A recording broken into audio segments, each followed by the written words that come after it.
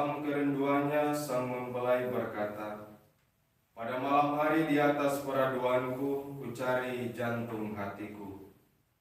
Kucari dia tapi tak kutemukan.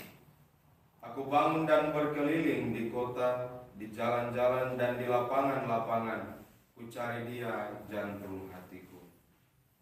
Kucari dia tapi tak kutemukan. Aku ditemui peronda-peronda kota. Apakah kamu melihat jantung hatiku? Baru saja meninggalkan mereka, kutemukan jantung hatiku. Kupegang dia dan tak kulepaskan lagi. Demikianlah sabda Tuhan. Syukur kepada Allah. Tuhan bersamamu Dan bersama rohmu. Inilah Injil Yesus Kristus menurut Yohanes. Dimuliakanlah Tuhan. Pada hari Minggu Paskah, pagi-pagi benar ketika hari masih gelap, pergilah Maria Magdalena ke kubur Yesus, dan ia melihat bahwa batu telah diambil dari kubur. Maria berdiri dekat kubur itu dan menangis. Sambil menangis ia menjenguk dalam kubur itu, dan tampaklah olehnya dua orang malaikat berpakaian putih, yang seorang duduk di sebelah kepala dan yang lain di sebelah kaki, di tempat mayat Yesus terbaring. Kata malaikat-malaikat itu kepadanya, "Ibu, mengapa engkau menangis?" Jawab Maria kepada mereka, "Tuhanku telah diambil orang, dan aku tidak tahu di mana ia diletakkan." Sesudah berkata demikian, Maria menoleh ke belakang dan melihat Yesus berdiri di situ.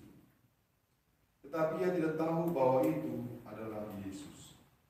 Kata Yesus kepadanya, "Ibu, mengapa engkau menangis? Siapakah yang engkau cari?" Maria menyangka orang itu adalah penunggu taman. Maka ia berkata kepadanya, "Tuan, jikalau Tuan yang mengambil dia, katakanlah kepadaku di mana Tuan meletakkan dia, supaya aku dapat mengambilnya." Kata Yesus kepadanya, "Maria."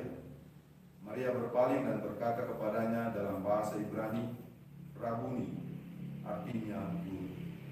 Kata Yesus kepadanya, "Janganlah engkau memegang aku, sebab aku belum pergi kepada Bapa.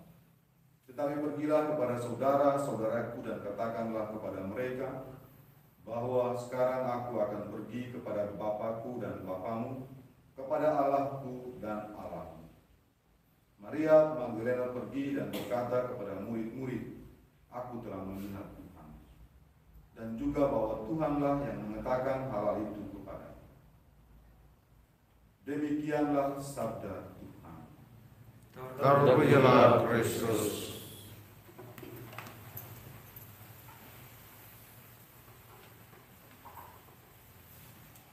Bapak Bosku, para pastor, diakon, saudara-saudariku yang terkasih, gereja menghormati Maria Magdalena sebagai seorang kudus dan menjadikannya teladan untuk setiap orang Kristen yang dengan tulus hati berjuang mengejar kekudusan.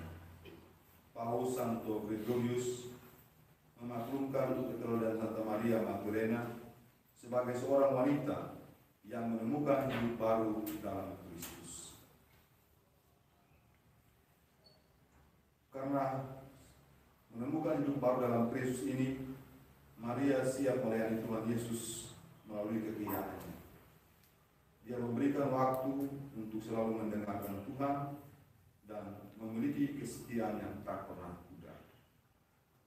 Maria Magdalena menyaksikan sebagian besar peristiwa yang terkait dengan penyaliban Yesus. Dia hadir saat penyaliban Yesus. Dia mendengar Pontius Pilatus mengumumkan hukuman mati. Dia melihat langsung Yesus dipukuli dan dipermalukan orang banyak. Ia adalah salah satu perempuan yang berdiri dekat dengan Yesus selama penyaliban untuk memberikan penghiburan bagi Yesus. Semua peristiwa ini terjadi karena Maria Magdalena tidak dapat melupakan kasih Tuhan dalam hidupnya. Karena tanpa kasih Tuhan, semua hidupnya mungkin dia akan menderita karena terikat oleh roh 7 roh jahat. Tanpa kasih Tuhan mungkin dia bisa kehilangan masa depannya. Tubuh dan jiwanya akan binasa selama-lamanya. Pengalaman-pengalaman kasih inilah yang menjadi dorongan bagi Maria Magdalena untuk setia mengikuti Tuhan. Kesetiaannya tak pernah pudar. Kitab suci mencatat bahwa Maria Magdalena ada di sekitar penyaliban, kematian, dan tubuh Tuhan Yesus. Sedikit itu Maria Magdalena tidak malu dan tidak pernah takut menunjukkan identitasnya sebagai pengikut Tuhan. Kesetiaan Maria Magdalena pada Tuhan tidak tergoyahkan dalam segala situasi.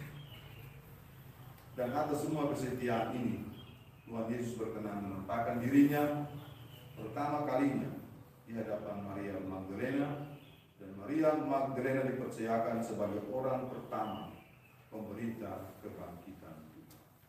Semoga demikian. Amin.